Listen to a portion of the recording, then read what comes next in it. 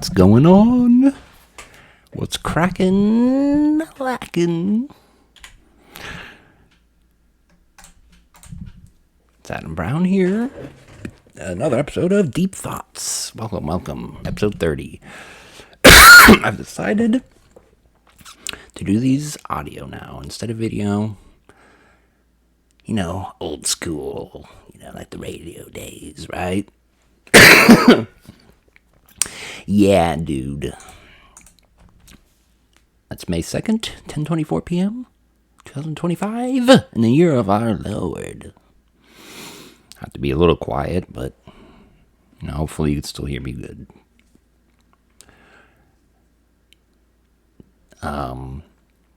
Yeah, what's up? I think it'll be better for now to do audio only. Yeah, like I said, it's just so simple to set up. And I was like, I've been wanting to get back into these. So, you know, the idea of just doing it with audio only really pushed me to finally start doing these again. Real honestly, because guess what? I've been doing this since like 2014, 2013. Talking to myself on a microphone on some very personal files on my computer. Little journal entries, if you want to call them that. I call it therapy. Honestly, it's been good therapy to talk to myself. I used to use a headset microphone that sounded awful, and I love going back and listening to those. And then I used that actually for my first couple episodes, or a few episodes of Deep Thoughts back in 2020 when I first started this 5 years ago, almost 5 years ago in June. I started halfway through the pandemic. Also George Floyd stuff, right before George Floyd, actually.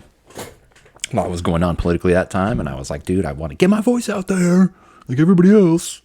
And started this thing, bro. Spit on that thing. Gotta get back to it. Love it. Best meme ever.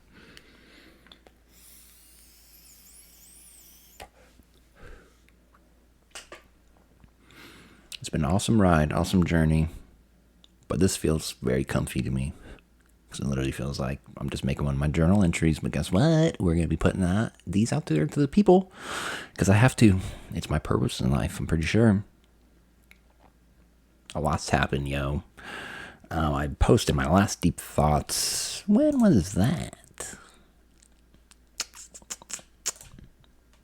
I haven't posted a video on my channel in a year, and that was episode 29.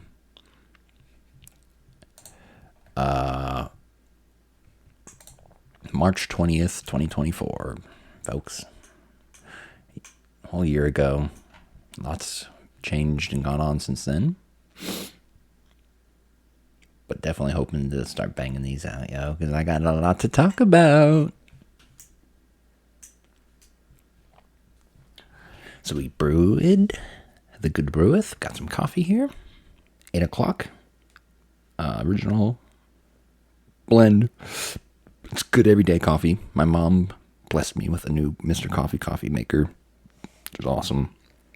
I've also been enjoying my DeLonghi espresso maker once I finally learned how to use it. Because it's a bitch-ass machine. If you get the DeLonghi, I don't know, the one I got, it's very weak pressure. You cannot pack the coffee tight at all.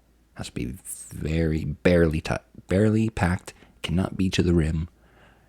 And then you can brew great espresso through it. But I'm used to, dude, my Mr. Coffee espresso maker, I could jam as much coffee to the rim and pack it as tight as I could. And that sucker brewed through it every time for years, for almost like 10 years, bro. Until finally, really didn't even stop. It started to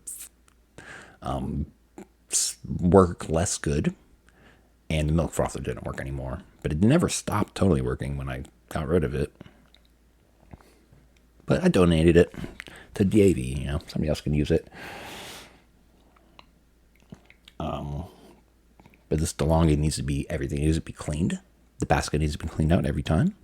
Never had to do that with my Mr. Coffee. It's just not a powerful machine. I don't know why. But once it does brew good espresso, Once you get it right, it does prove very good.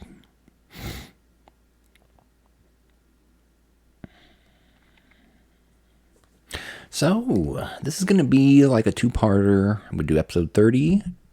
It's going to be just kind of an update on things, and the first half of my testimony here that I'm going to be telling finally on my drug journey / religious journey, spiritual journey I've been on. And the second part will be a whole first episode, because it needs its own episode. But I will tell the first half of it here after I just do some, what do they used to call it? Housekeeping updates, I don't know. So, I've been living with my mom for the last 5 months, 6 months maybe. Off and on before that even. I went to rehab in October for 7 days. Because I got really manic on a certain drug I'll talk about. Not right now, though. I definitely hit it mentally. I went insane a little bit, and I was hospitalized, which was a very good experience in North Kansas City, actually.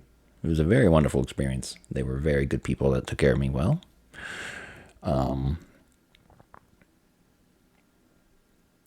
Versus the crap doctors around here that did not take care of me well.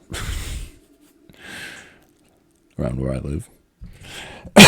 Which I won't say, right? I mean, I don't know. It doesn't really matter, but, I'm near Kansas City. How about that? But yeah, I needed to go through that, though. Something I needed to go through. And then I went to rehab for 7 days, and I couldn't do the 30 days, let alone even more than that, which was, I'd probably needed more than that, but, maybe I wasn't ready for it, but I've also come to the conclusion rehab has some things to work out. Narcotics Anonymous has some things to work out, and we're going to talk about that in my testimony. Because I found the cure, folks, to drug addiction. Yep. And you're not going to like the answer. Because it has to do with more drugs. You got to take other drugs. Yep. That's what I've learned on my spiritual journey. So I've been unemployed since June of last year, 2024. Lost that good old job making hot dogs. All because I didn't want to work with a woman that I had a relationship with and was still being harassed by. And literally that company told me I had to work with her or else. And I was escorted off by security and fired. Yep. Talked to lawyers about it. They didn't want to handle the case.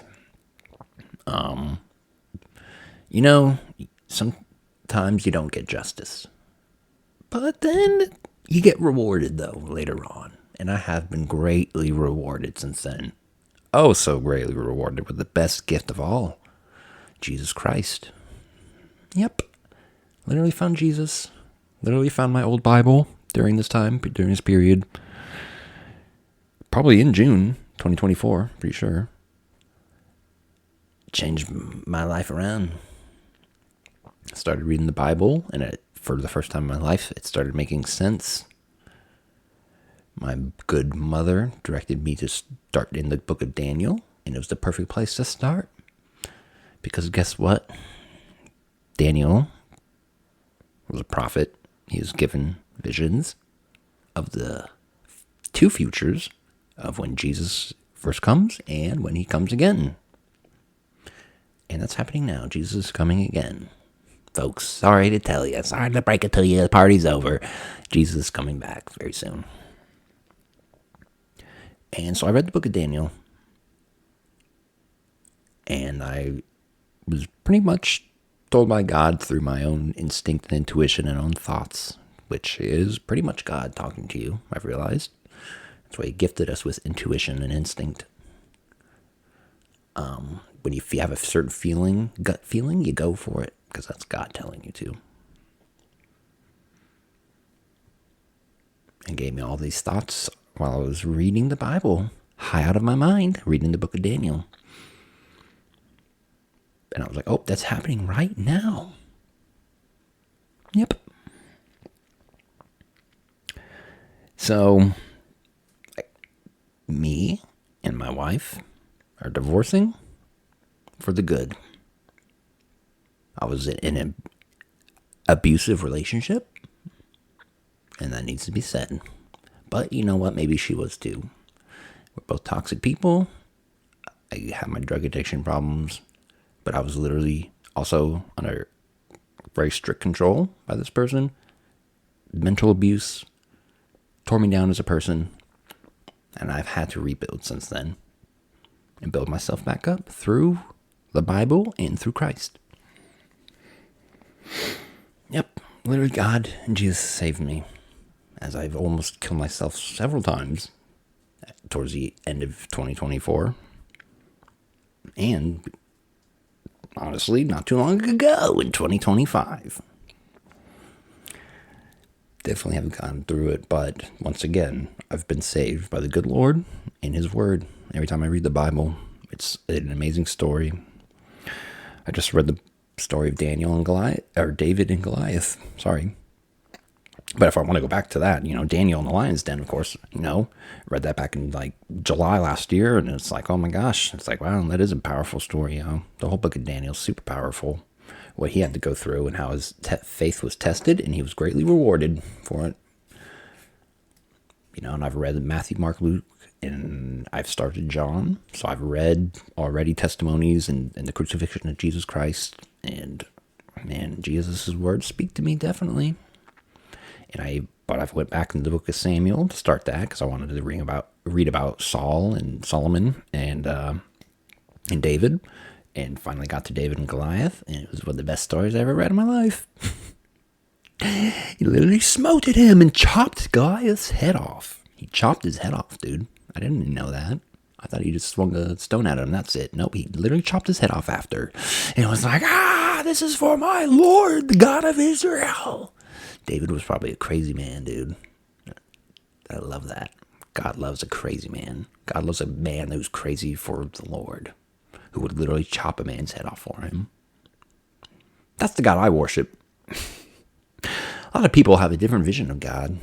They think God is just this peaceful, loving person, and all you got to do is try to be a peaceful, loving person, and try to be good to people, and follow the Ten Commandments especially, and try to be the best person you can be. And it's like, nope. That was the point of Jesus' sacrifice. You're never going to be as good as God. Nobody will, even if you follow the Ten Commandments. Because guess what? When you start really trying to follow the Ten Commandments, you forget about the first two important commandments: loving thy God with all thy heart and treating thy neighbor as thyself.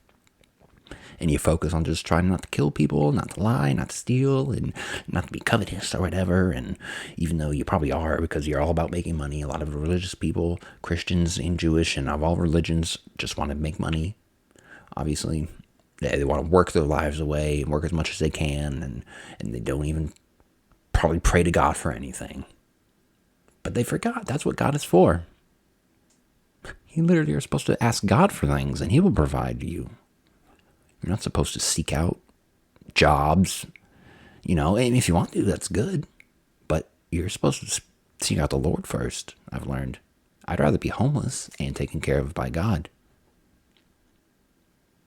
than working 60 hours a week and wanting to kill myself.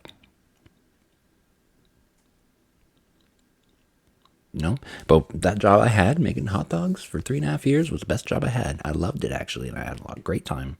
And I was super happy. God blessed me with that job. Not a lot of people can say they love their job, but I did. And now He has a different mission for me, and it doesn't revolve around making tons of money. It revolves around being meek and experiencing being homeless and experiencing being broke and experiencing my car breaking down and experiencing those things and still having faith in Him. And I have. I've been passing all the tests, and He rewards me every time. So where's this journey going? My beautiful, wonderful daughter's doing great. I had the most blessed with the perfect child. She's fun. She's funny. She's beautiful. She's strong. She's smart. She doesn't even realize how smart she is. And she needs to be humble. But she's literally like probably genius level. The things that she's done. She's reading and writing and like a 10-year-old, I swear. She's 6. You know why? Because I let her play lots of video games and beat on her tablet. Because that's the way of the world now. God blessed us with tools and technology. It's the way kids learn fast now. Embrace it, folks. But obviously don't let it control everything. As a parent especially, you need to still do hard work. It's important, I think, for an adult to work and stuff. But that doesn't mean you have to literally have a job. Work can involve many different things. Chopping wood, fishing, some food for the family, going hunting for the family, things like that. Going even, down to the second harvest to get food for your family, providing for your family's work. Especially as a father, you need to stay on doing things for people, for your family, and for kids, I realized. Even when you're broke and got nothing, find ways to take care of your kids still and your family still. It's the greatest purpose of all. And guess what? God's the cheat code. Yep. God literally will take care of you during your homeless times, during your broke times, if you trust in Him and just have faith in Him. And then guess what? He's going to reward you greatly. He might even make you very rich and famous. Don't, hyper focus on that, I've learned. Don't worship that idea. Let it happen naturally. But yeah, that's how He does it. He rewarded Daniel with a kingdom.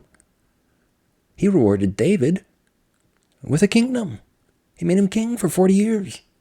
That's awesome. Wouldn't it be awesome to be king? Just because you loved God and worshiped Him and killed the person in His name? Yeah, I would.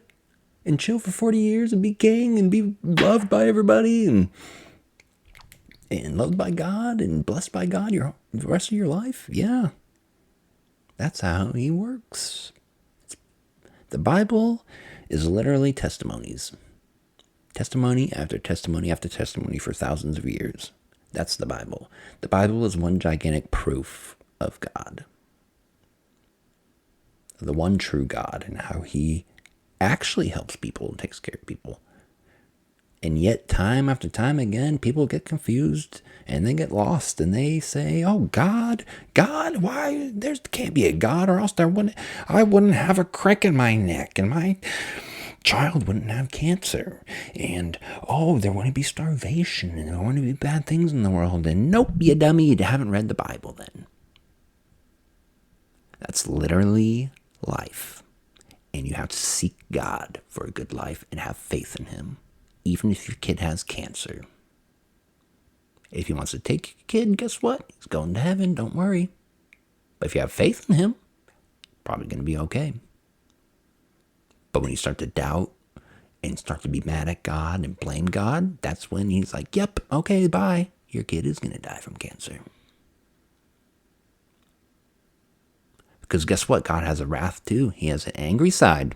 If you read the Bible, He gets very angry. And you don't want to feel that anger, because He goes hard in the paint.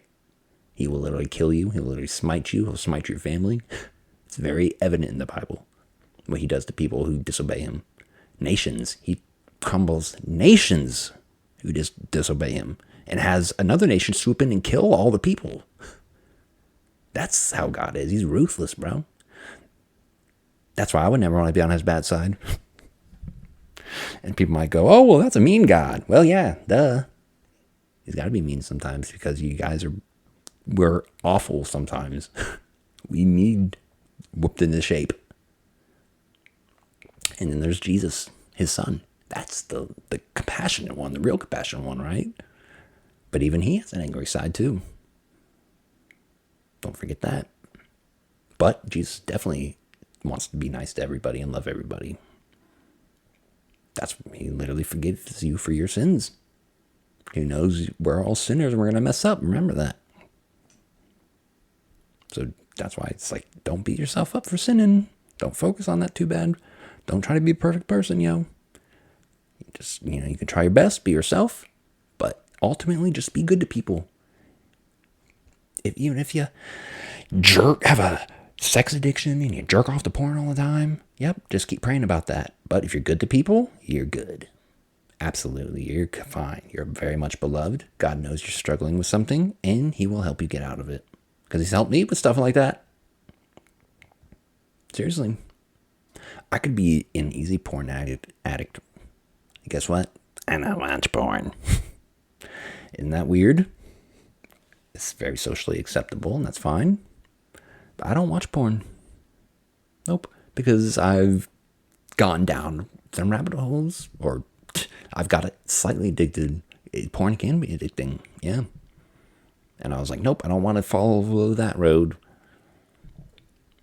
I know people who have been addicted to porn. They can barely have sex with people. It's a really bad thing. But you know what? God saved me from that. I don't watch porn. Isn't that amazing? I once used to crave those things many years ago. It's been years, especially back in high school, obviously, every boy's finding himself, and that's fine. But, once you get in your 20s and stuff, it's like, I started to feel bad for it. And that was God letting me know, like, hey, you don't need to do that stuff. You don't need to watch that stuff. Sex with a good woman, A-okay. And that's what I learned.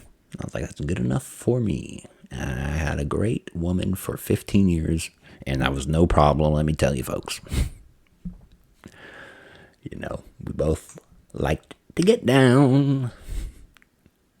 And so I just never watched porn. And she was very against it, and so was I. So it was good.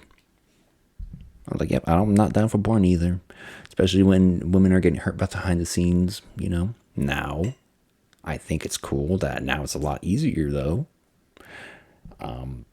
You don't have to work for some grimy person anymore, probably. You can literally just film yourself being naked on OnlyFans and make your money that way, and that's fine. You know what? I don't judge. I'm not going to judge those people. God will. And you know what? If they love Jesus and love God, I bet you he doesn't care. I bet you he does not care.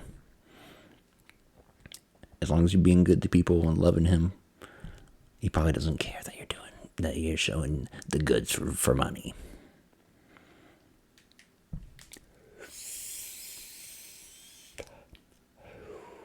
We need to also, as a society, reevaluate sin and what sin is.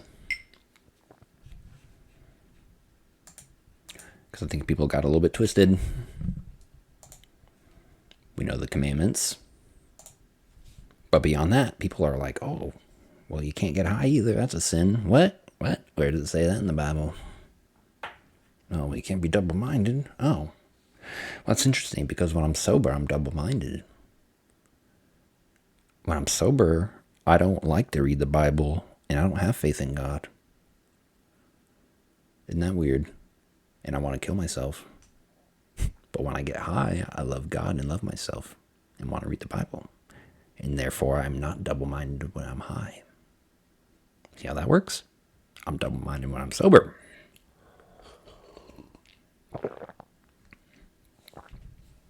And if you don't need to get high to praise Jesus and praise God, good for you. Don't do it. Those who receive it, let them receive it. We all have our different paths in life and our different paths to God. Some people need to get high to find God. I did. Literally, my drug journey has led me to God and to Jesus and to reading the Bible. Literally high out of my mind one day I found my Bible.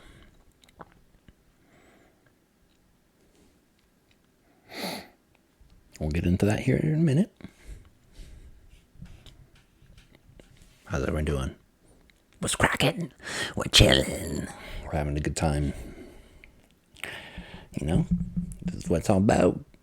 Podcasts are cool, and you can have your fancy setup and all that. That's cool if you want to do that. I'm taking it back to the old days, to the Bill Cooper days. You just listen to somebody's voice. OG style. I could play a little music in between. I don't know. I don't care. This feels like nighttime radio with the slow jams, the quiet storm. Yeah, baby. Yes, baby. Vaping some THC, HHC blend, sour tangy, THCA blend as well. It's very nice. $10 for it. We're living a great time, folks. This is what I voted for. Literally what I voted for, you know.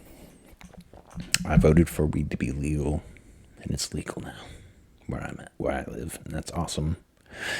Not only that, but hemp is federally legal, folks. That's not something I voted on, but I'm glad that got passed back in 2018, because that's the stuff I buy is labeled under hemp. So I smoke the legal stuff, the federally legal stuff. It still gets me as high as the recreational stuff that's not federally legal. How about that? Play smart, not hard, folks. Play smart.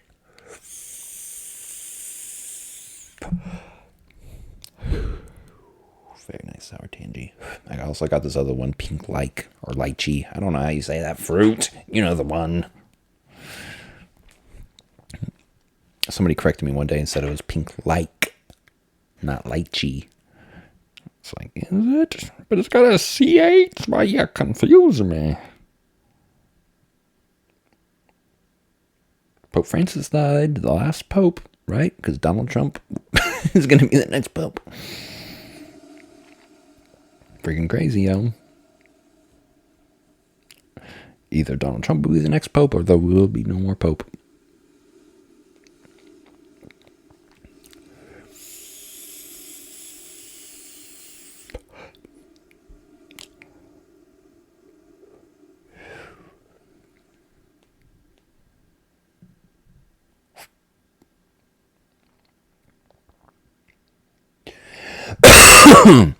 Sorry, I'm just Facebook here, browsing. But yeah, so that's what I've been doing. I've been gaming a lot. I've been playing a lot of video games. You know, I dropped the YouTube thing definitely, and definitely been struggling. You know, since the job thing, the divorce thing, moving in with my mom thing. But things are getting better. Absolutely. Getting this room set up for my daughter. My mom's been a great help in that. So my daughter will have a place to stay here a few nights a week. It'll be awesome. Until I literally finally get a place here, hopefully soon. Get a job here, hopefully soon. But in the meantime, why not start up the podcast again? But yeah, I've been gaming a lot. Been loving the Xbox. Been loving that. Switch from time to time. Super excited for the Switch 2. I haven't been doing my Elder Scrolls online anymore. But that's okay. I got into the Lord of the Rings online. Go figure. Like 15-year-old RPG, MMORPG. That's still very good. Highly recommend it. Free to play.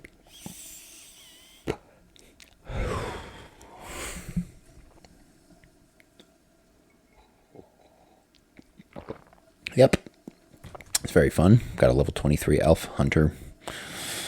You know, like my bows and arrows. But I've also been playing Lords of the Fallen. Been loving that. I'm like already level 52 in that. I've been playing with my good friend Isaac Waters. Shout out to him. He's been helping me a lot in that game.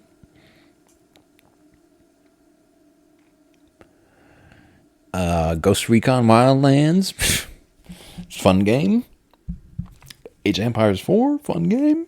Been loving it. Loving the games, dude.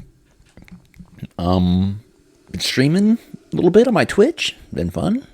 Been super easy on Xbox with my webcam. As well as on my computer. It's easy to stream. Very easy. I feel like it works better on the Xbox, though, for some reason. But yeah. Well, that's been it. Christmas was a little bit depressing. I didn't have my car at the time because I had blown out my two right side wheels, front and back, and I had to get new wheels and new tires. And my car was literally gone for like 3 weeks through Christmas, all the way until the 1st of January. Once I got my car back, everything, got better for a little bit and then got bad again. And had to get new brakes just a few days ago, or just the other day, yesterday. Literally. Thanks to my mom and my dad helping me out once again. God bless them. Get new brakes, that car will go on a little bit longer. Need to get an oil change. That car will definitely go on, to 200,000 miles easily. About 185,000 miles, I think, right now.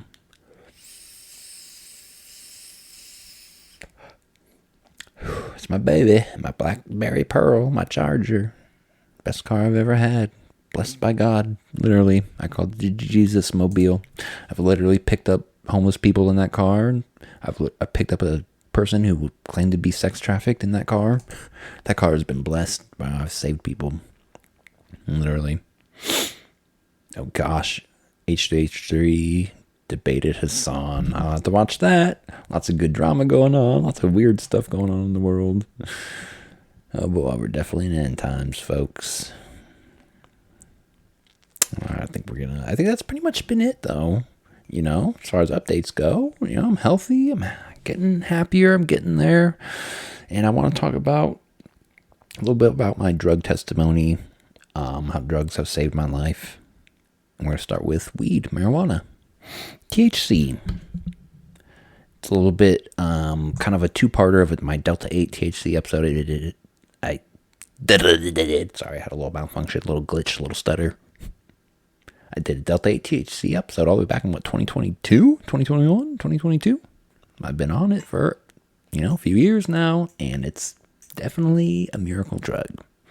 And we will talk about that here in a little bit, folks. Stay tuned. We are chilling. We are vibing. God bless y'all. Hope you're all doing good.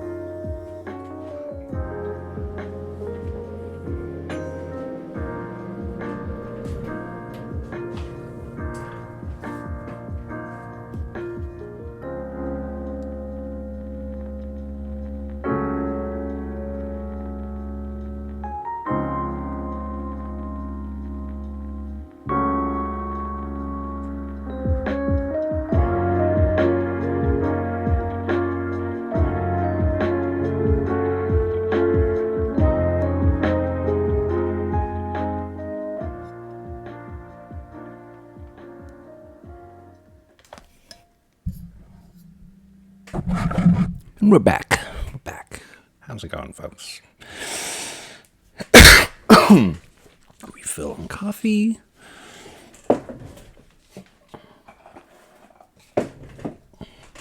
Still hitting this sour tangy. I also have another. I already said that. Yeah, I have another cart, the pink lychee. Let's start hitting that. Oh, drop my cart, yo! Sweating, bro. I'm sweating. You ever get so high you start sweating? You ever drink so much coffee you start sweating? Done that.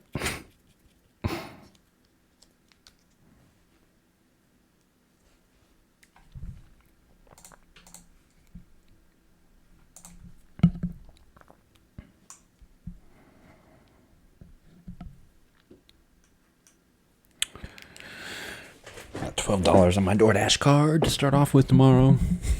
DoorDash some more money on top of that. I'm gonna see a movie with my daughter tomorrow. Hopefully, let me see what's playing right now.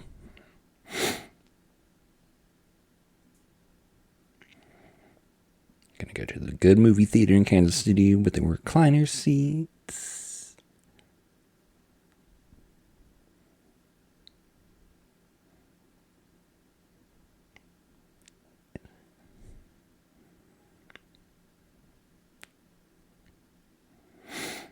That's not the one.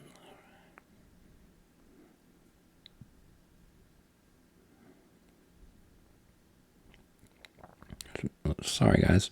I'm trying to look for this movie theater. Also got a fart. Hopefully that picked up on the mic. Sorry, I don't give no fucks no more. That was a very good fart. That was such a good fart. Man. Is this the right one? The one I'm talking about is like connected to a target. I don't think so.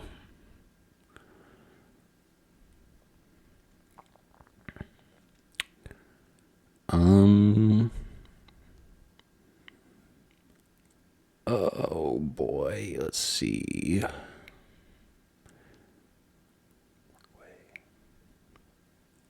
Maybe it's this one.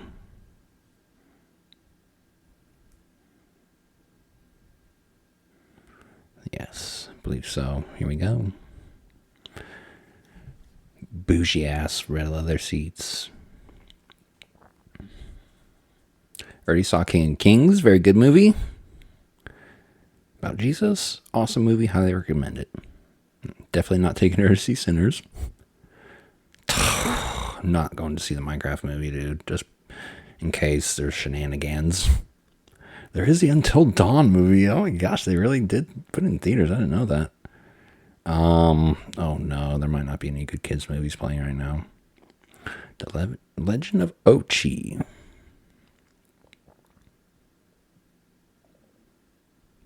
What's this movie about?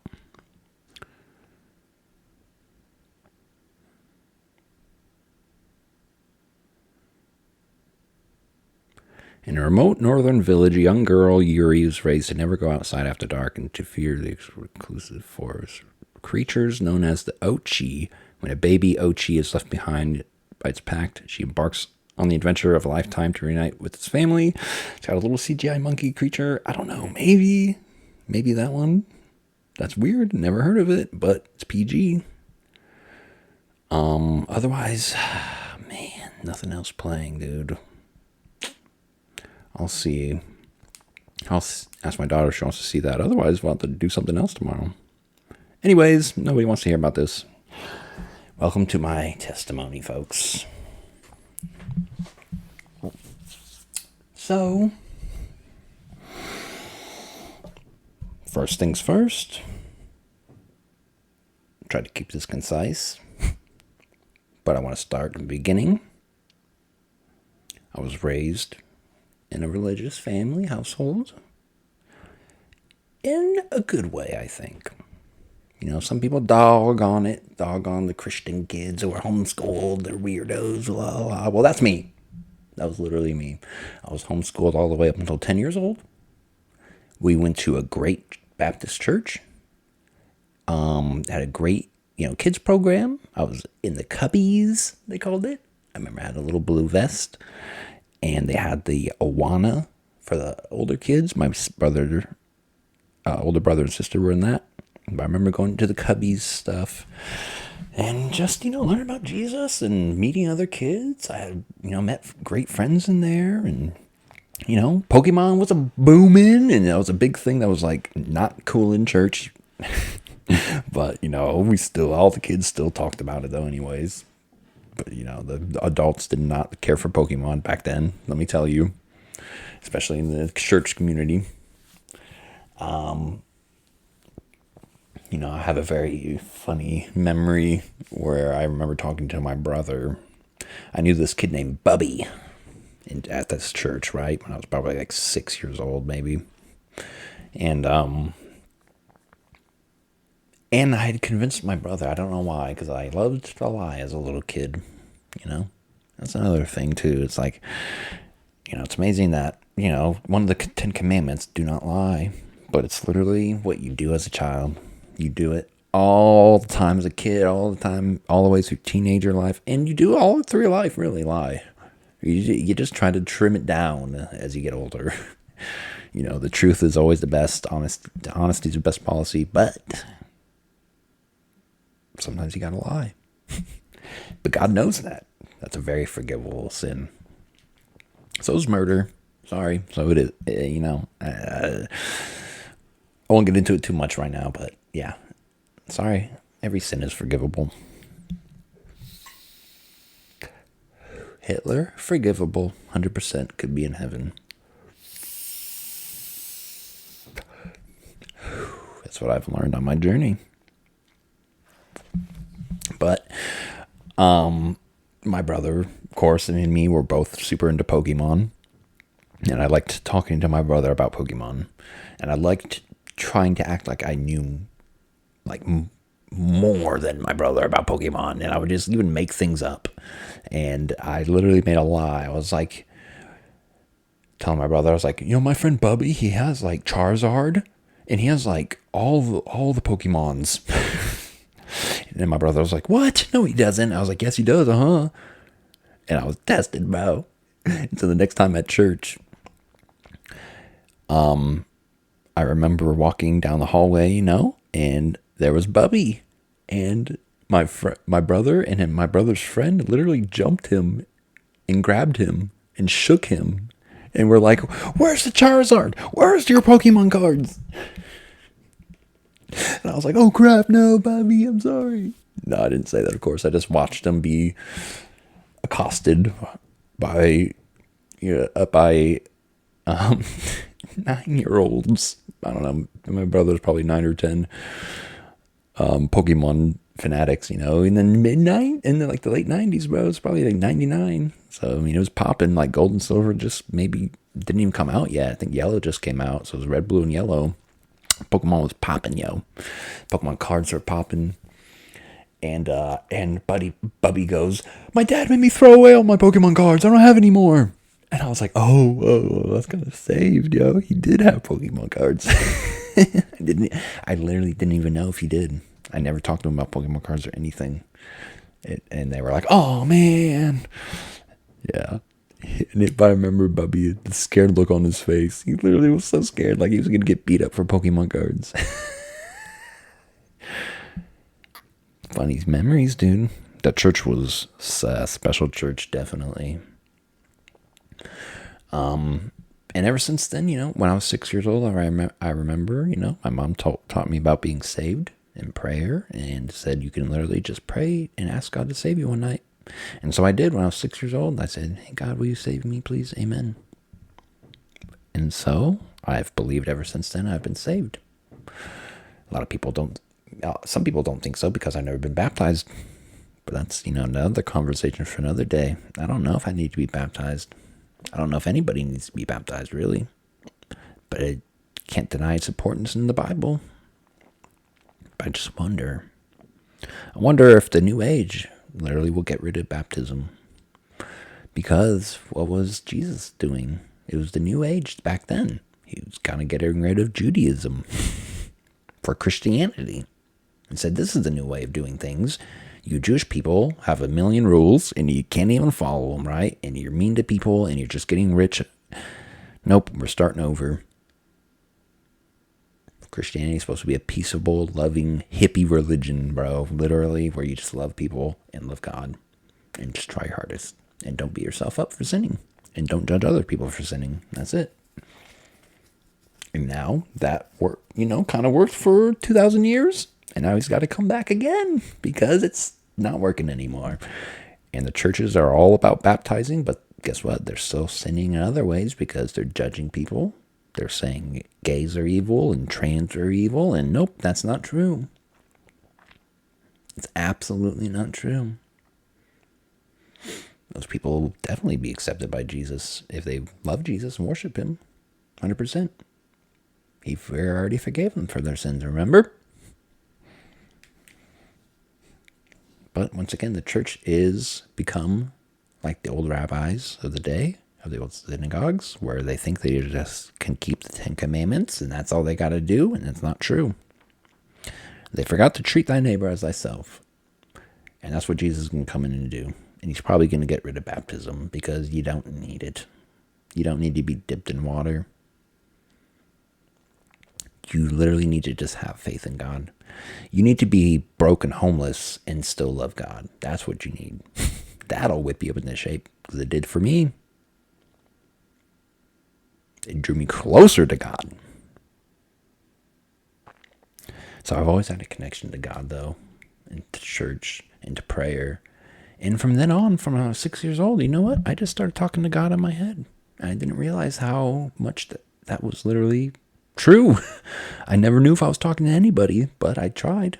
I just talked to myself in my head and just said things to God and hoped he was hearing me for my whole life. And just like Kanye West said, he started talking back. Because he does, dude. He starts talking back in his way, not with his big booming voice that he probably has.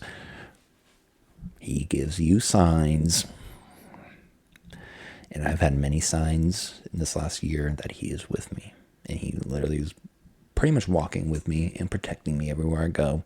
And has angels protecting me everywhere I go. And I'm very much beloved. Because I've walked through the fire. And literally praising God's name. Stepping on hot stones. Saying, thank you, God, thank you, God, thank you, God. And he's like, okay, Adam, you do love me. And that's how it works. And he's been blessing me. He blessed me with weed becoming legal. Literally finally got on the ballot and I went and voted for it. And guess what? The weed is legal. But I didn't notice that hemp was already federally legal until 2021. It had been federally legal since 2018. Signed by the good Donald Trump. Not the bad one we have now. And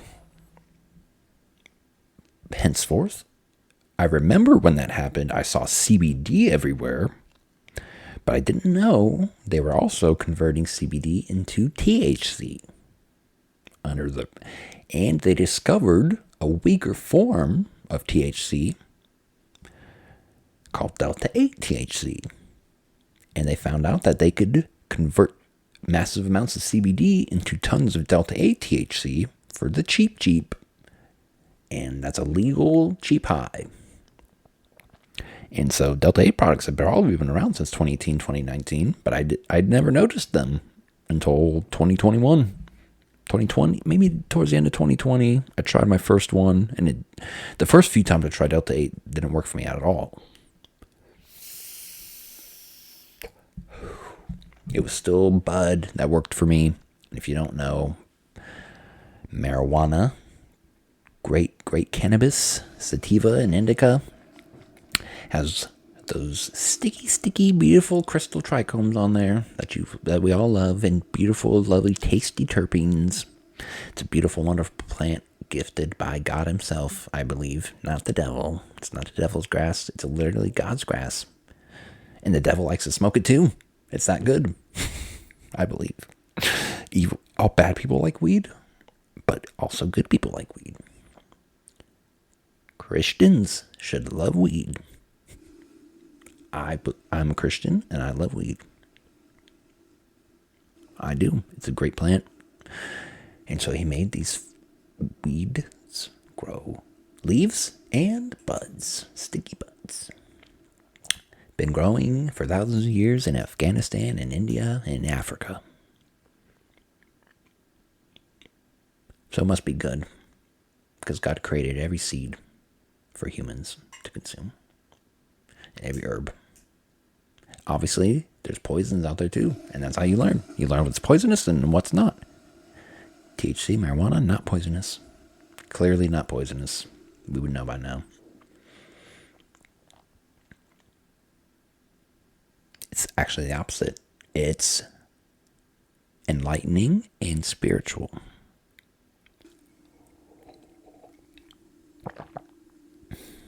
If you focus on that.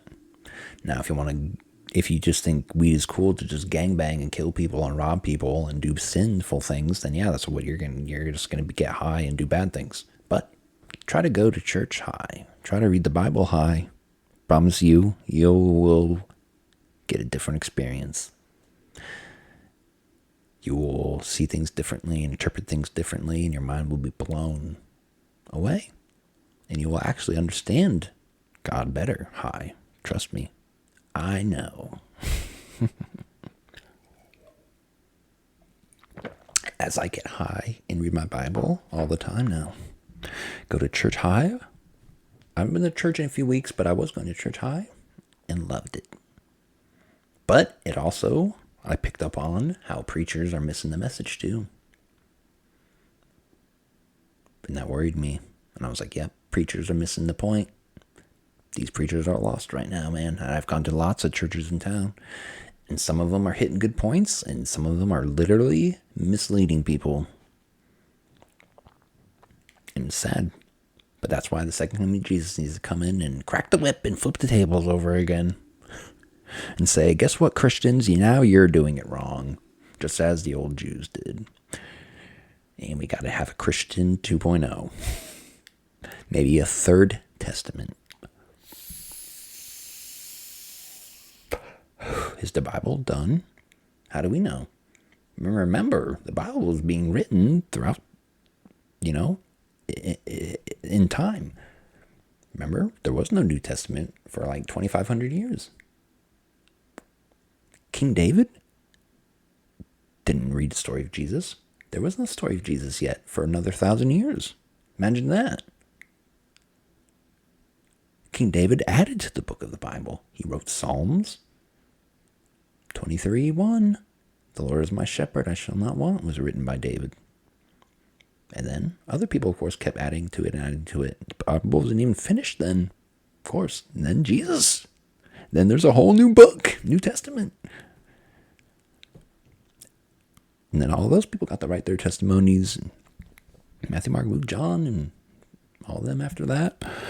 Peter, all the way into Revelations, which tells of the end of the world. Happening now. Crazy, man. Beautiful book. And what if it's not done? The end of the world, when it happens, there's got to be some people that need to write it down. There's definitely going to be probably a third testament added to the Bible. Maybe my testimony will be in there. The Book of Adam. Sounds good. Got a good ring to it. The Book of Adam. He was first man. Why doesn't he have a book?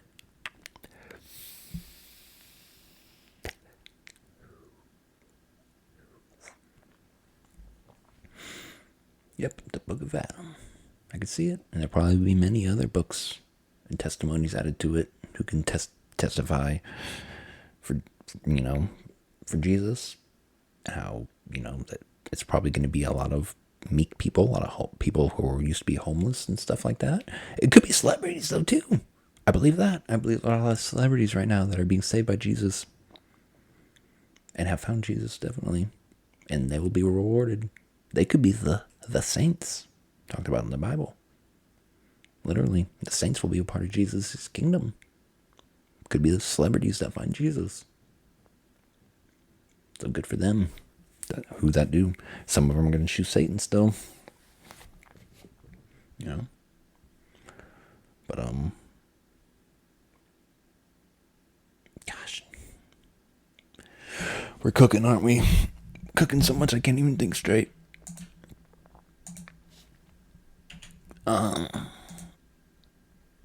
That's end time stuff. Let's go back to the weed stuff. Wonderful thing. Been around for thousands of years. And those beautiful, like I said, trichomes are called THCA. Tetrahydrocannabinol acidic something. Acid or something like that. THCA. That's actually the name. When you burn it up, it converts to delta 9 tetrahydrocannabinol, delta 9 THC, and that's the good stuff that gets you high. Well, they discovered a lesser version called delta 8 THC. It's in less than 1% of hemp plants and marijuana plants, so you can't really feel probably the effects of it, but in high concentrated distillate converted from CBD, which CBD is cannabinol, literally just cannabinol, is the precursor to all the cannabinoids. You just add a tetrahydra to it, tetrahydrocannabinol, there's THC, just another cannabinoid, a psychoactive one. CBD is not, but because it's the precursor, you can literally turn it into THC with good old alchemy, good old science. And a concentrated form of delta 8 THC definitely gets you buzzed. Definitely is a nice little mild high that I discovered. Somebody once told me it's like 4% beer compared to like 10% beer, which is like marijuana delta 9 THC, And I was like, that's a good way to put it. It just takes a little bit more to get you high. If you're not looking to get super high, you just take a few puffs of it and you just are a little mildly buzzed, and it's very nice. It literally has saved me. And it got me off of weed. Really? I'm a delta 8 person through and throughout now. It's my favorite cannabinoid. HHC is also another wonderful one. That's just a little bit stronger than delta 8, but still less than delta 9. And so we live in a wonderful world now. We can experience all these wonderful cannabinoids because whenever I did research weed, and weed has a long history. It's fought the hard fight, dude, of prohibition, and it had honestly, California did a lot for it back in the early 2000s when they finally said, nope, it's medicinal. And ever since then, good weed has been grown in America, but there was still that illegal, it was still federally illegal and recreationally illegal and medicinally illegal in majority of America for the next, 20 years until finally, 10 years, until Colorado and Washington broke the mold with recreational marijuana, and then it started to spread like wildfire. That's God, I think. That's not the devil. That's God. That's God preparing everybody for the end of the world. Because we're going to need some weed for it. Weed should not have been illegal. And it's like they tried with alcohol, obviously, and that didn't work out. And they should have known weed wasn't going to work out, dude. There's been so many people killed over weed over the last, 80 years or whatever, dude. Cartels and stuff, controlling the weed for a long time just because it was illegal. But California broke the mold with medicinal, and then Colorado with recreational. And after that, because where I live in this great state of Missouri, very close to Colorado. And yep, my weed dealers started getting the good stuff back in 2012, 2013, 2014. I remember my friend first brought me some Blue Dream and Strawberry Cough to try. And I'll never forget. I smoked some Strawberry Cough, dude. And I started writing scripts and stuff, dude. I was like, oh, and started learning about sativas and hybrids and indicas, and good drug. Such a good drug. I'd get high and watch movies, and it would inspire me to write screenplays, and I wrote a lot of stuff high. back then, smoking some good stuff in my early 20s. Wrote a lot of my script for my first short film, Eden High. Literally filmed it somewhat high. Actually, here's a little secret. I was going through alcoholism when I first filmed my short. When I filmed my first short film, and only short film really, back in 2016, because I wanted to be a film director, and back in I released it in October 2016. Filmed it in the summer, in July 2016, and I was drinking a lot at the time, and to calm my nerves, yep, I filmed it drunk. And it might show in a couple of shots. But yeah, I definitely got drunk on some brandy for those 2 days, and high on weed, and directed my stuff. That's how I work, though. But not with the alcohol anymore, though. 3 years sober from alcohol. Alcohol doesn't work for me, but the weed does. I'm so grateful for weed in my life. It helped me quit drinking alcohol, actually. So I became, I started smoking more in 2013, 2014. Because I really, I smoked weed in high school with my friends, and we just smoked, whatever we could get. The Reggie, we called it, the swag bag. But it got us high. Got me super high, dude. Get $20, for 7 grams. But it was always shady, dude. It was always super shady. Like, I'd meet in shady places and in drug houses and stuff. And that's how it was. And that's not safe, dude. So I'm so glad I can go literally to any gas station or clean smoke shop now. And, some of these smoke shops are stellar. They're amazing looking, bro. Bright lights and clean floors and just all the colorful products. It's an amazing world we live in now. All thanks to me. You're welcome, because I prayed for all that stuff. Sorry. I think so. I think I have a lot of influence in life, guys. Sorry. You can think that's narcissistic, but I'm pretty special. And you will come to see that. Over time, we've all come to see Adam was actually, not your typical human being. I'm a little bit touched by God. And so I started drinking, though, as well in 2014. I gave into alcohol when I turned 21. And immediately I saw its benefits to my anxiety and started drinking before work. I was working at a call center at the time, and I got super drunk at work one day and filled out a survey drunk. That got me fired, literally, because I said the company stinks like butt or something. But I was ready to leave. I was working at that place for like 2 years and hated it, and got fired and started working at a hotel afterwards. And I got drunk too on the job there, and I was never approached about it. Obviously, I must have hit it well. But I would slam like 4 shots of whiskey before going in, dude. But I worked the overnight shift 1 day a week, and then I worked the evening shift, like 6 o'clock to midnight. And it was a very chill job. Barely got any business at this hotel. And yep, I'd take like 4 shots of rum, usually in my coffee before work. Sometimes I would take a whole bottle with me and take shots in the bathroom. And just work drunk and get through it and watch stuff on my phone, It's fun. Got in trouble one time because I started eating the breakfast food. Got me on camera. He's like, when you work overnight and set up the breakfast, I don't mind if you have like a bowl of cereal, but when you come in the evenings, don't mess with the breakfast stuff. Because I was literally coming in drunk and high and just smashing on Raisin Bran. Those are the good memories, bro. But guess what? I was writing screenplays that I was working on. Not my short film yet, but I was wanting to become a filmmaker at this time. And guess what? In 2013, the day that I decided I wanted to be a filmmaker was when I was super high on weed. Yep. And I always thank weed for that too. I had the idea. I was like, dude, what if I become a screenwriter slash filmmaker? And it gave me so much joy. I was filled with excitement and joy while I was high. I was like, that's what I want to do, God. That's what I'm going to go for. And guess what? He helped me make a movie. And I didn't even realize it.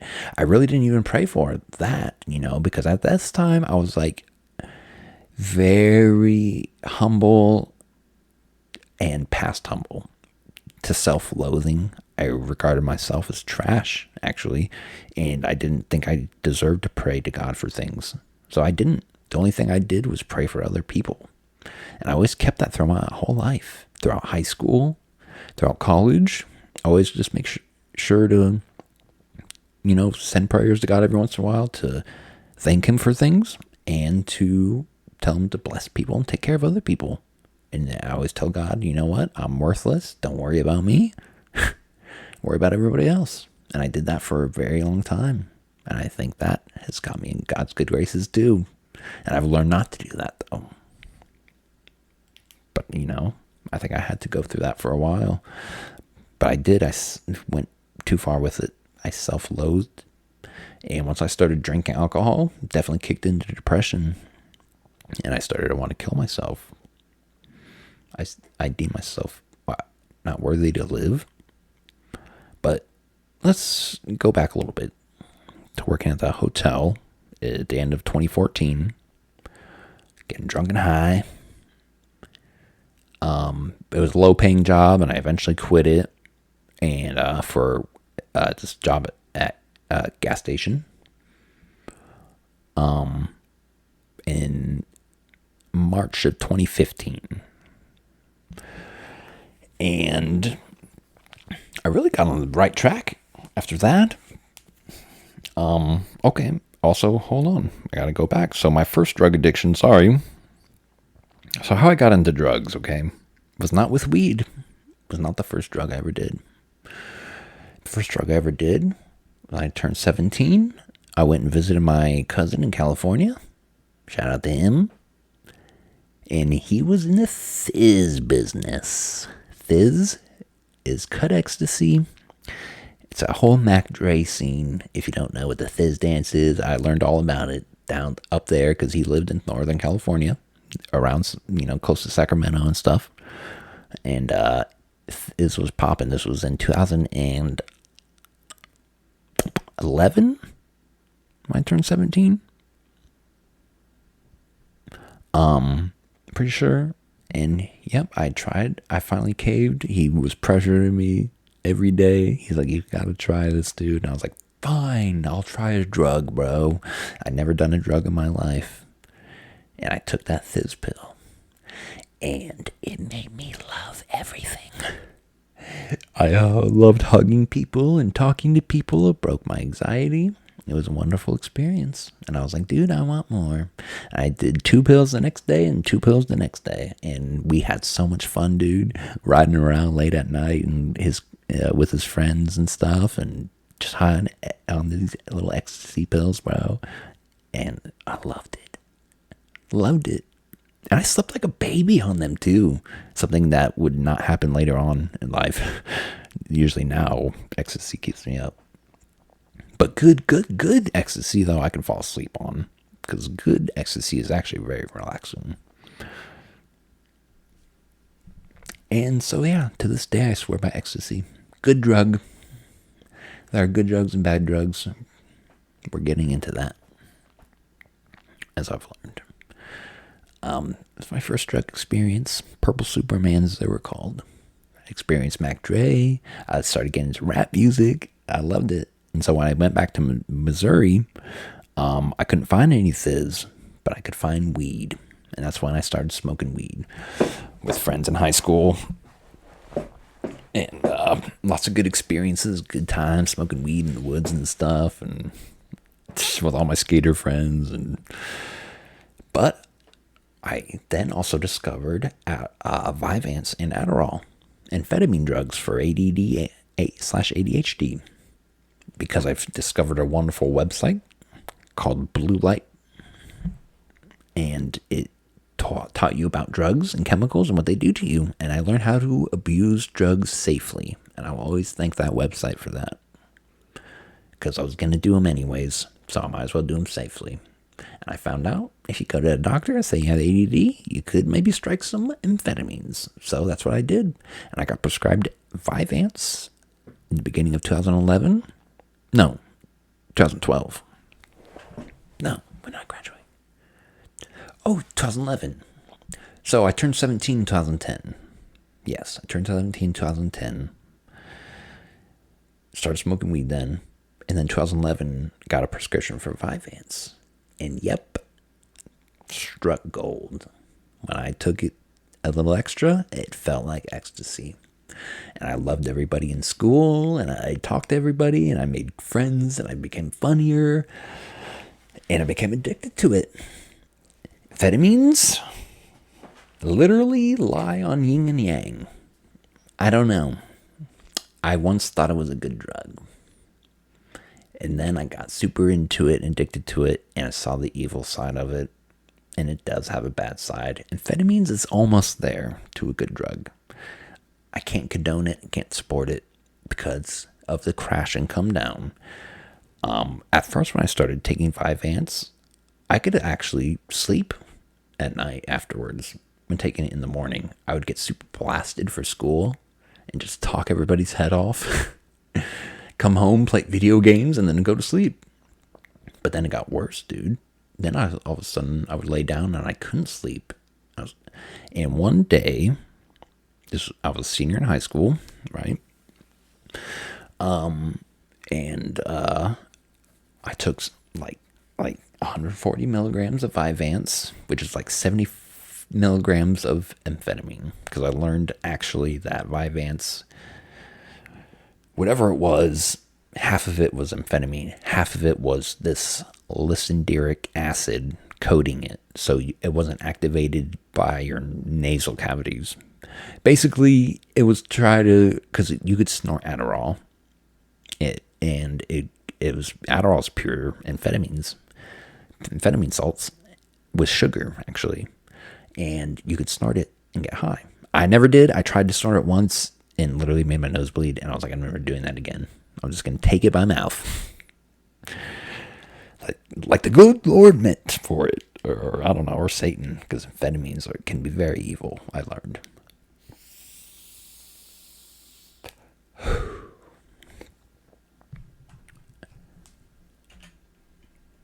We're cooking. Oh, we are cooking. I don't want to go on too much longer, but we'll wrap it up here soon. And so it's like, only 70 milligrams though. I've realized I was very sensitive to amphetamines because I would read stories of people taking hundreds of milligrams, and that's when they have their freak out moments. But it literally took 70 milligrams for me. 140 milligrams of Vyvanse. And I had an awesome day at school, but then I couldn't sleep at night. And I was having weird, crazy feelings. I felt crazy. And in the morning, I had to go to school, and I didn't sleep all night. And looked in the mirror, and I didn't feel like myself. And I went to school and had a huge panic attack, dude, in first period. And I remember walking in the halls, and everyone's footsteps sounded like big marching soldiers.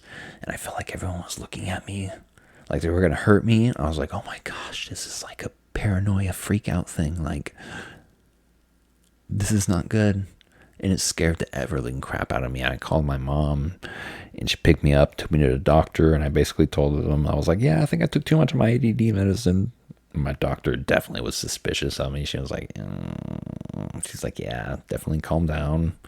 My mom gave me an Ambien, I remember, when I finally slept it off and woke up and was literally traumatized by it. It was the weirdest feeling ever. Now I know what it was. Had dissociation. Common on amphetamine come downs. Also sleep deprivation. Sleep deprivation or whatever. I was up all night for like 24 hours. And I would come to experience that many more times because I kept going back to it, and I learned what addiction was. I would go back to it, get super high on it, and have really wonderful wonderful experiences and moments, like ecstasy, like. But then I always knew that come down was coming, and it was dreadful. And I would be in hell for like 16 hours to 24 hours with great depression and crazy thoughts, and just, I couldn't, and my heart racing like it was going to pop. And eventually led to panic attacks where I would call the ambulance literally because I thought I was going to die. And it got bad, and I realized, nope, bad drug. That's a bad drug. So, in 2017, I was smoking weed and off and on with Adderall. Because I got a prescription for Adderall pretty easily from Vyvanse.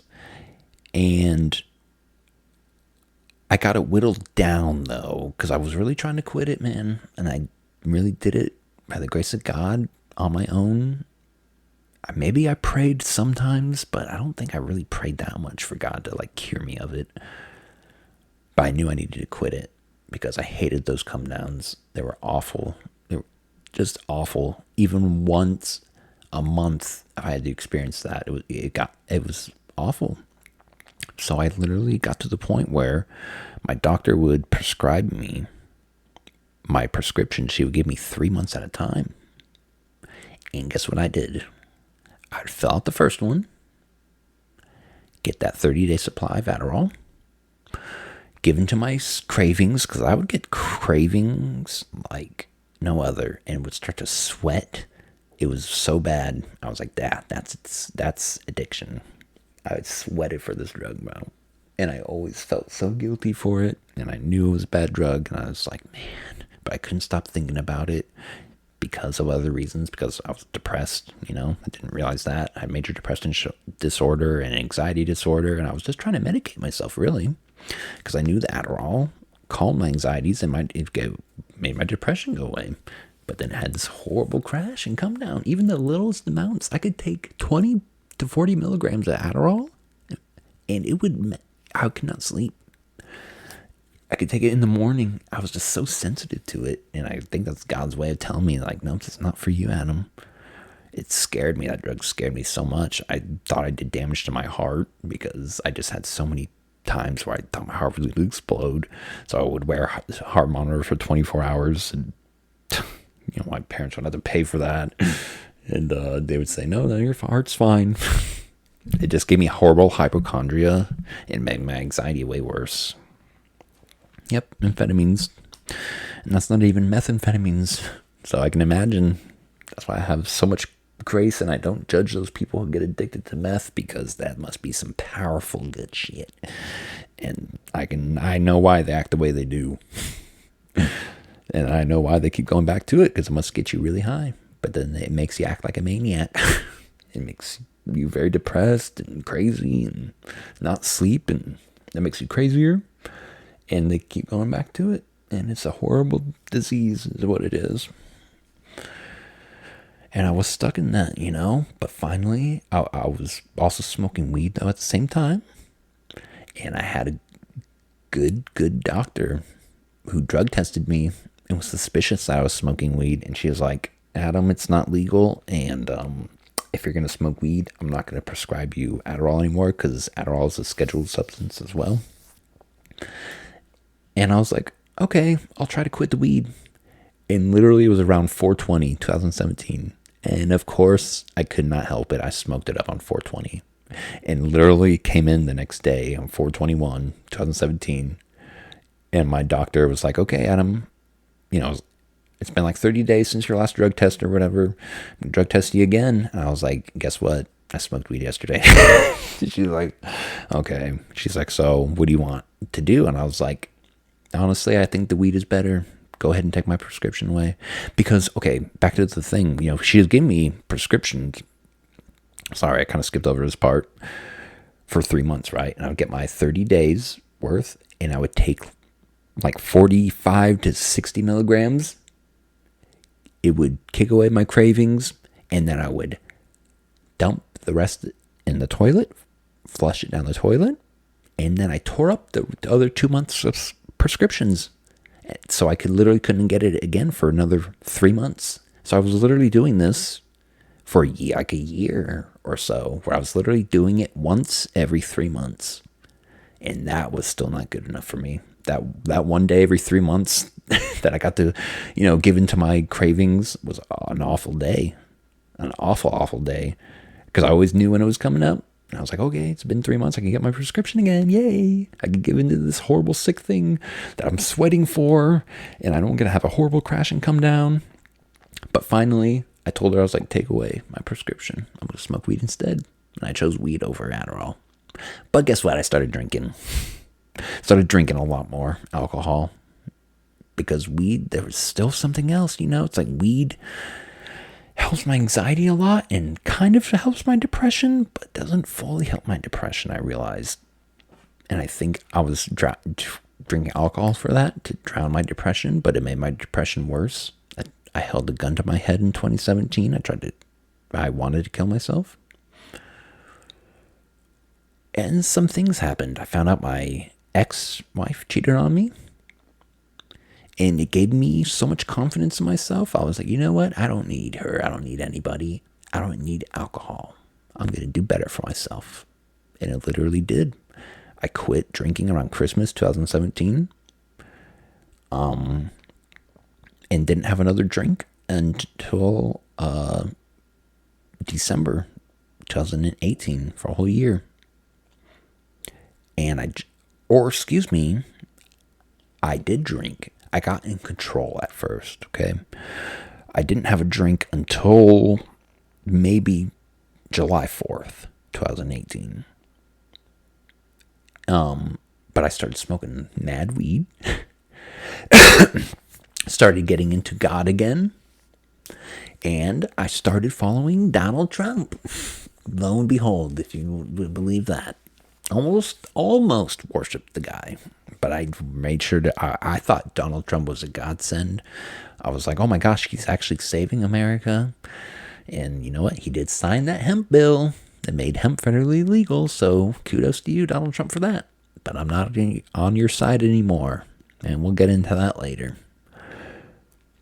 But I was super into Donald Trump. And I was like, oh my gosh, this is God's way of saving America. And I started smoking weed a lot. And I didn't drink alcohol for 7 months until July 4th. And I felt so confident. I let myself have 2 beers. And my wife let me have my girlfriend at the time, my fiance at the time, actually. She was like, okay, Adam, as long as you keep it to 2 beers, that's fine. And I literally kept it to 2 beers. And this is when also Delta 9 THC carts started coming about. Some of them directly extracted from the plant itself, marijuana. But you know what? I think maybe I was smoking some Delta 9 THC carts that were converted from hemp or CBD and didn't even realize it as well, because I was getting it from some of my weed dealers who were getting them from like Colorado. And so I started vaping THC oil. And I remember vaping on 4th of July and drinking 2 beers. And I was so happy. And I was like, yep, God's got me. I'm in control. Everything's cool. And I didn't get drunk. And then I didn't drink again until New Year's. And I let myself go too far. I had like 5 beers and acid. A hit of acid that I bought on the spot. And I shouldn't have, because it was awful. I was super drunk. And acid do not go together, yo. I had a terrible time, but luckily I slept most of it off. But I woke up tripping, high as fuck. And I was supposed to work that morning, and I called in. But I never called in, dude. I was working at a gas station at the time. And, dude, I never called in. That was like the one time I called in, and guess what? I saw my boss, my manager, at this party. So he knew I called in, dude. I think he gave me some grace, because he was there, dude, smashing beers too. And I didn't say nothing. And that's why he probably didn't say nothing.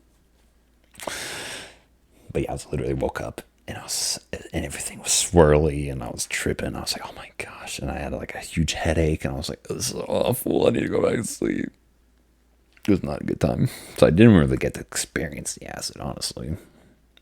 You can call that a relapse, maybe. But guess what? I didn't drink again until for another 8 months. So again, smoking lots of weed, loving weed. My fiance's okay with it now. But I'm still getting really depressed. Still having depressive thoughts. And also backtrack. July 14th, 2018, my older sister Heather killed herself. And my mom had to come into my gas station job. I was working, it was a Sunday morning, and she came in with tears on her face, and she said, Heather killed herself. And I was like, oh my gosh. And I knew when she walked in, I was like, something bad just happened.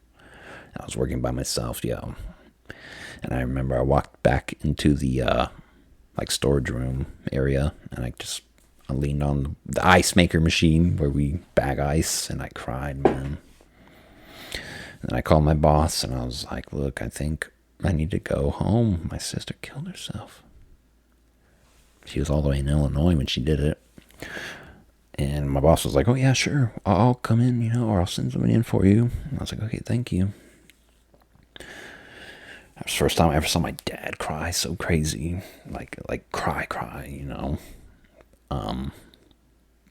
And guess what? I got high to get through it. I had to. I got high at her funeral, and everyone I wondered why I wasn't crying. Well, guess what? I was stoned. And it really helped me, I think, get through it. But it also helped me not deal with it. And I didn't deal with it. I put it on the back burner for later. And I think everyone else grieved and dealt with it, and I didn't. I just kept getting high, smoking weed, doing my thing, and I never really thought about it. And then 2019 in August, we made our first family vacation. Of course, my daughter was born in September 27th, 2018. Glorious day. I remember going downstairs in the hospital and watching the Brett Kavanaugh hearings. They were, burning him. That was going through that whole thing where he was being accused for raping a girl or whatever. And I was, like I said, I was super into it at the time. And I was into QAnon and all that stuff. And I remember, I was like, I kept having to go down and watch the TV a little bit. But I was like, I can't obsess over it, yo.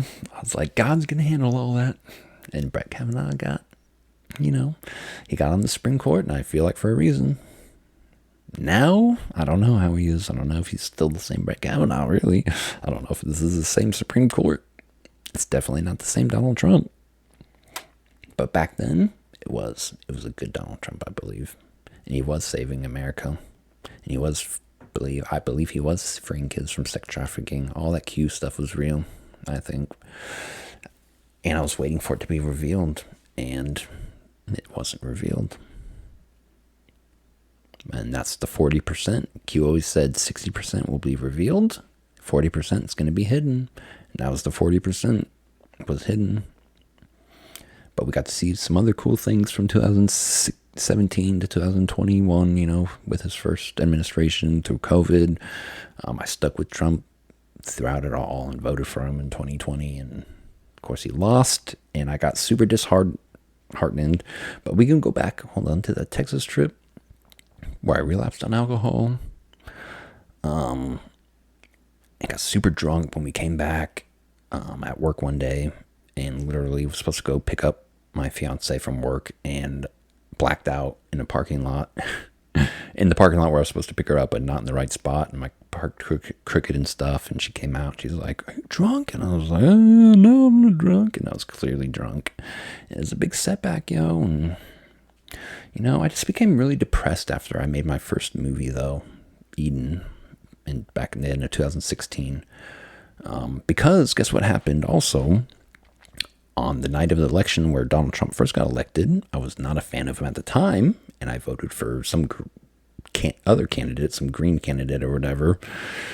And my friend was in town, and I was ready to get super drunk, and high with him, and I drank a fifth of vodka and went and voted and got pulled over that night and went to jail. And I came out of jail not knowing who the president was until my fiance told me. She's like, "Can't you believe Donald Trump's president?" I was like, "What?" But it was meant to happen. God wanted him to be president. Now Satan wants him to be president. It's flipped. It's totally flipped.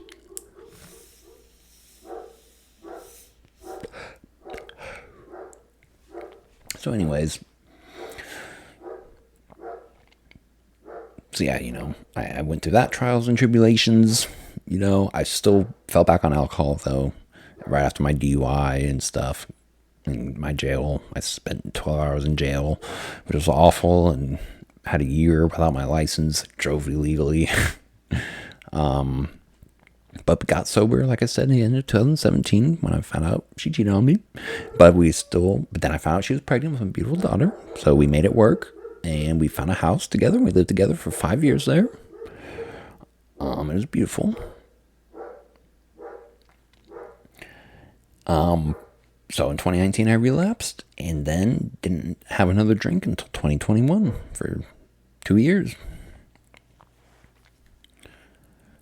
So that was really good, but lots of weed smoking and still being depressed. And then in 2021, I left that gas station job and found a great job in a factory making hot dogs as a machine operator, and fell in love with it. And I was like, I just need to get away from the politics and stuff. Joe Biden won. I'm so mad. I was so angry. And I was like, I just need to get out of the politics stuff and work and make money for my family. And once again, God blessed me. Because one day at that gas station, I had several people come in and tell me to apply for this factory job. And I did, and I got the job. And I excelled at it, and I made tons of money. Getting, still stoned. But then, so then this is when I discovered Delta 8 THC. So first, I was in Kansas City one day, and I went to a smoke shop just to see what they had, like bongs and stuff like that. And saw this thing called Delta 8 THC, and I was like, what's that? And the dude was like, basically it's legal THC. And I was like, really interesting. I was like, I want to try that. And so he was like, I recommend a pre-roll. And I was like, I can't really smoke something right now. I was like, let me do an edible. Let me get some gummies. So I got some Delta 8 THC gummies and ate some and didn't feel like anything. Like, it didn't really work. I was like, okay, whatever. And for this factory job, whereas when I was working at a gas station or working at Target, those days I was getting blasted all the time. Getting high, super high, working cash register, super easy, super fun. But this job, I was like, okay, I'm going to be working with machinery. Maybe I don't want to be so blasted. So, make sure it's still recording. Yes, we're cooking. So,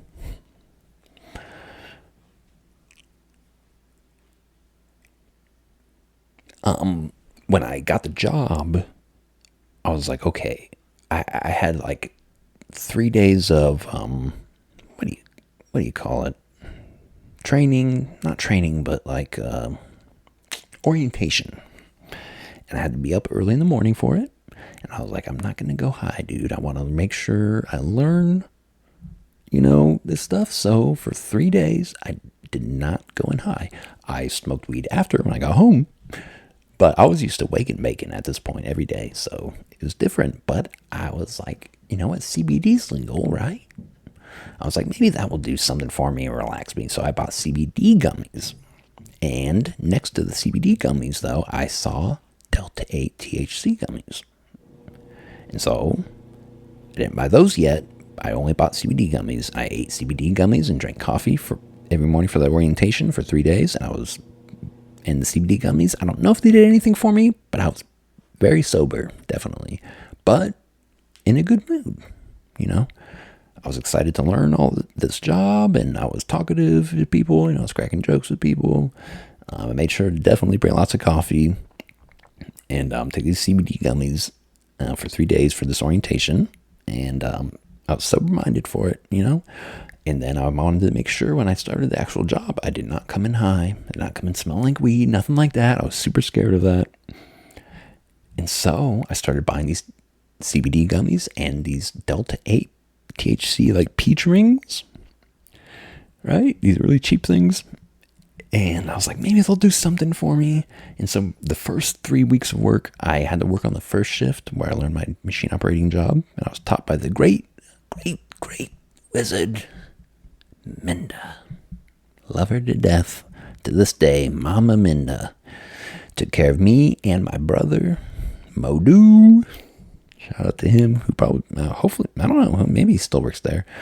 We were literally the same age, 27, and we got trained together as machine operators by this wonderful Filipino woman named Minda. And for 3 weeks, I made sure to go into work pretty much sober. I was sober, yeah, because those Delta 8 gummies did not do anything for me, but I still ate them. Maybe they did a tiny bit of something, I don't know, but I would just smash on these CBD gummies and Delta 8 gummies, and it kind of just helped me make me think I was getting high, because I definitely was a drug addict, and I just, I was literally self-medicating, and I was trying to do it without getting blasted. And it worked for 3 weeks, and I learned that job pretty much sober, and I got really good at it, And then I was like, I still want to try this Delta 8 THC thing. There's got to be something to it. Actually CBD. I was like, maybe I need to vape CBD oil. Maybe that's what I need to find, like CBD carts or something. So in like March of 2021, I went to a gas station near my house, and I was like, do you have any like CBD stuff, oil? And he's like, no. He's like, I got this though. He's like, it's the real stuff. And I was like, what are you talking about? And it said Delta 8 THC on it, and it was a vape made by Cake. Cake is still around if you know Cake. I don't do Cake anymore, but if you do, God bless you, because guess what? I was like, oh, I'll buy it, dude. It was like $20 for a gram vape, disposable vape. It's purple punch. And immediately started hitting it, started working immediately. Like, it was charged up or whatever. But you could charge it also. A little slick black vape. Tasted wonderful. And after 1 or 2 rips, I felt high. I felt a little buzzed. And I was like, oh my gosh. This works. There's something to this. And I delved in, boy. I started researching it. I was like, what is this Delta 8 THC? And I learned it's a weaker form of Delta 9 THC, which is what I was used to getting high off of.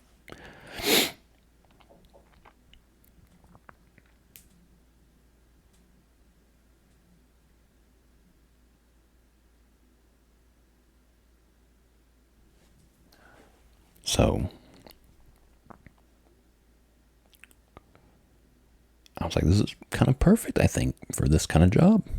And so I started buying these little vapes and hitting those at work. And it got me a little buzzed, a little high, but not too high, to where I could still do this machine operator job. And that's how I did it. And I became very good at it, getting blasted off of Delta 8 THC every day. And I got super into these Cake vapes, and they had all the flavors, all the hits, all the good ones. They had Gorilla Glue and Super Silver Haze and OG Kush, Lemon Kush, and I was loving it, dude. And I was like, this is great. And I learned it's all because of that hemp bill. They make it out of CBD. Now, I didn't know that I was getting what you would call full spectrum Delta 8 THC, which has a little bit of like CBD in it too, and it's like 75% to 80% Delta 8 THC, and then the rest of it you don't know what it is, and then usually like 5% of the terpenes. And then I got into Reddit about Delta 8 THC in about May 2021, and found out that you could order it online, pure 90 to 95% stuff with wonderful terpenes for the cheap. And I was like, wow, I think I found something. I was like, I want to get into this. I was like, you got to fill your own carts. So I started buying. I bought my first jar of Delta 8 THC, 20 grams, orange creamsicle. Okay flavor, but great effects. And carts, and I learned how to bake them in the oven for a little bit to heat it up and fill the carts up. And it worked. I just would dump the oil, the distillate into the carts. Bought myself, an ooze pen or whatever at first. One of those cheap pens. Eventually upgraded to the Yo can. And man, it worked. I vaped it all on my wedding day in August 14th, 2014, when I got married. I was vaping on that orange creamsicle and giving it to all my groomsmen and to the DJ, and we all got a little buzzed off of it. And 20 grams, and it lasted me for like a year. That orange creamsicle. But I started buying other flavors though. I bought the Blue Raz and then the Wedding Crasher, and oh man, it all tasted good. And I got into filling my own carts, and it was medicinal, man. It helped my anxiety and somewhat of my depression sometimes, but mostly anxiety. Calmed me down, and it made me not want to smoke weed at all. And so I stopped smoking weed and I started vaping these carts. Did that all the way till December 2021, and finally got a nice Yo can vape. And I was ordering tons of Delta 8 THC distillate online, and I accumulated literally 2 years worth. And then I finally stopped buying it and started just vaping on it, what I had. And I had tons of flavors, and I started filling carts up for other people and giving to them for free. But in 2022, I will admit, I was still depressed, and I acknowledged that. And I was like, even with this Delta 8 THC, it makes me not want to smoke weed. I still feel like I'm getting high, because even if I did smoke weed, if I was depressed, I was depressed. And sometimes even smoking weed wouldn't help. Vaping Delta 8 THC wouldn't help. And so I was just like, man, what is wrong with me? Why do I still have these depressive thoughts? And sometimes, and so I thought maybe it was Delta 8 THC. And so I was like, man, maybe I need to quit it, but I couldn't, man. I cut back, definitely. In 2022, all I did was vape Delta 8 THC sometimes. Sometimes I, go throughout the day and not vape it and drink coffee. And that's the most sober I ever was. Because it really doesn't get you too high, but you can, though. I have been blasted off of it, definitely. You get a little stupid. You forget things a little bit. But overall, not really any bad side effects, and made me feel like I was at least doing a drug, but also no, sometimes I'd still vape it or smoke and still be depressed. So I was like, man, what's going on? And I was depressed all 2022, really, and I didn't know why. I couldn't get myself back into the mode of making movies and stuff like that. I didn't know if that was my purpose.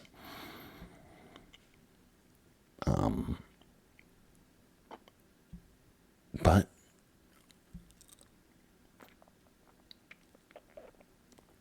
let's go back a little bit. So end of 2021, I had been working at this factory job for 10 months. Since February 2021.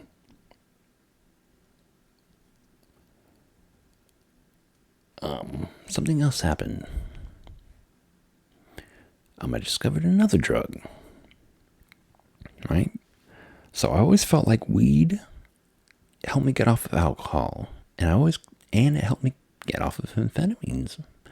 So there was a place for marijuana in my life, or Delta 8 THC, definitely.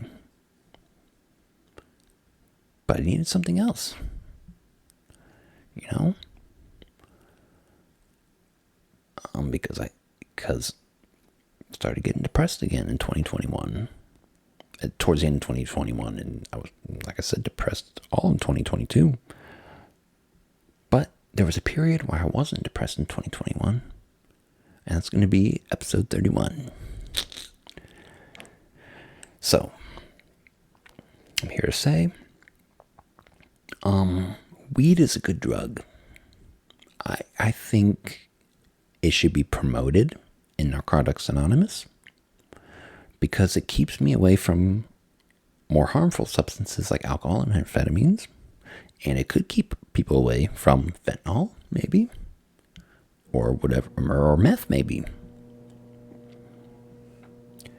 So, because, I went to AA for my alcoholism, and then eventually I went to Narcotics Anonymous, not for weed, for this other drug I'm going to talk about in episode 31 here, second part of my testimony.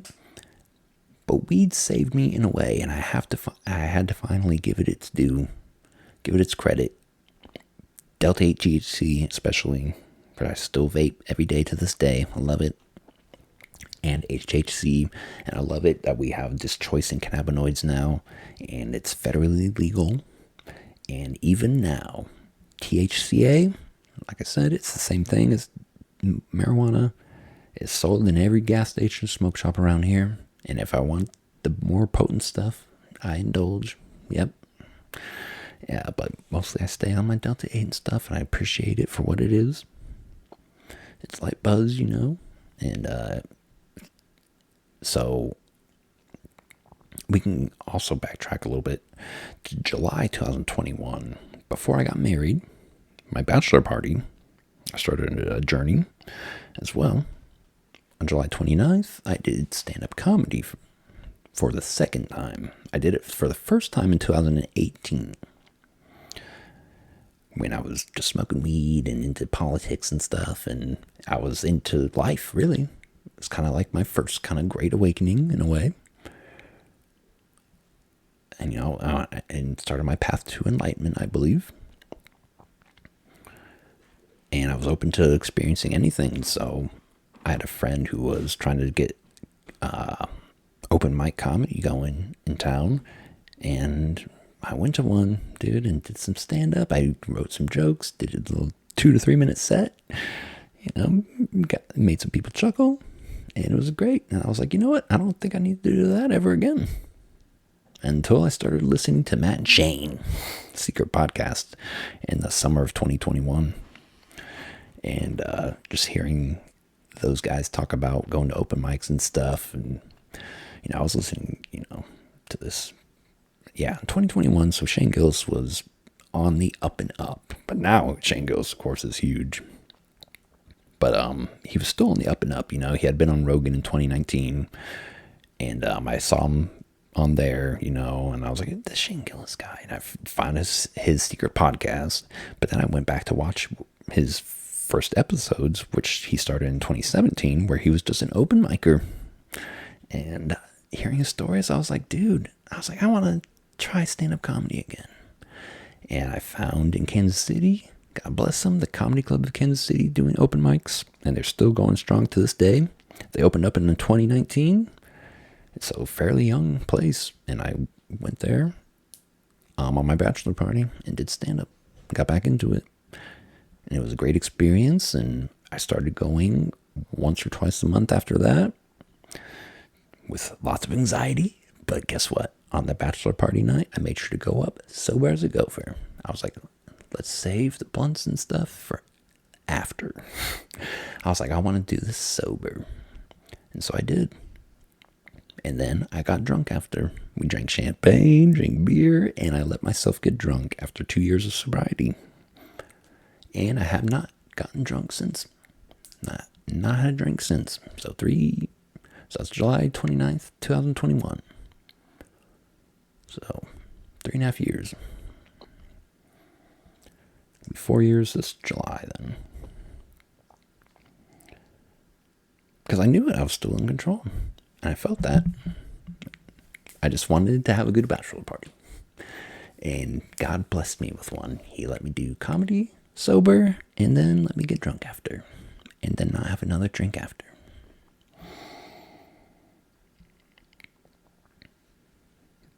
You know? But then, I was super into the Delta 8 THC, and but still getting depressed in all 2020, and just didn't know what my purpose was, but still doing great at work and making good money, so I was still blessed in that way. But I didn't want to do the filmmaking thing, but I did. But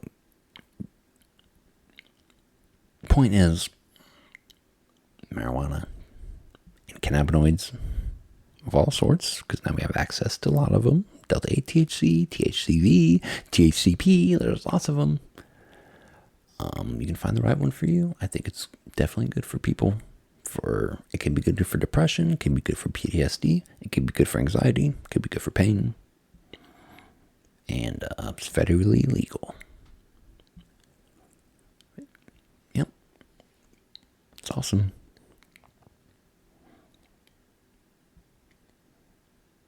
And I feel like always picking that over being the lesser of two evils has saved my life and kept me away from worse drugs too.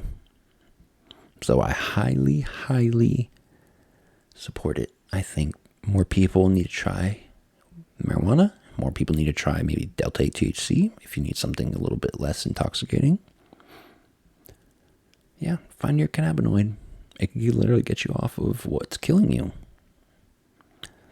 And then there's another one. And we'll get into that in episode 31.